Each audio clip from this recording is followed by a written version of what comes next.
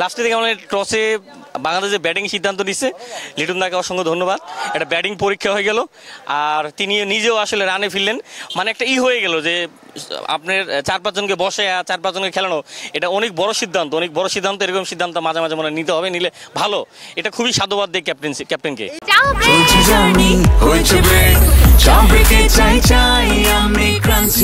যে কোনো চা ব্রেকে বিস ক্লাব ড্রাই কেক, চায়ের সাথে আয়েশ। এই পরীক্ষা অবশ্যই পাস করছে, কারণ নুরুল হাসান সোহানকে অবশ্যই বাজায় দেখা দরকার ছিল। বাজায় দেখলো যে পুরো 100-100। আপনার সেই সাথে জাকির আলী অনিক, তিনিও আসলে ভালো খেললো। তো সব কিছু মিলে বলবো যে অসাধারণ। তবে যদি বোলিংটা করতে পারতো, যারা সাইফুদ্দিন ছিল, আমি মনে করি এরা পরীক্ষিত, এরা আজকে বোলিং করলে খুব ভালো করতো। অবশেষে মানে আফসোস হয়, প্রকৃতির সাথে আসলে কখনো পারবো না, বৃষ্টির সাথে। তা আসলেই আফসোস হয়, কারণ বৃষ্টিটা না হলে হয়তো বা মানে ভালো একটা কিছু হতো। আমি ভাবছিলাম একটা 100 হইব, হয়তো লিটন দাস হইতে পারে, যে কোনো কেউ একটা 100 করবো।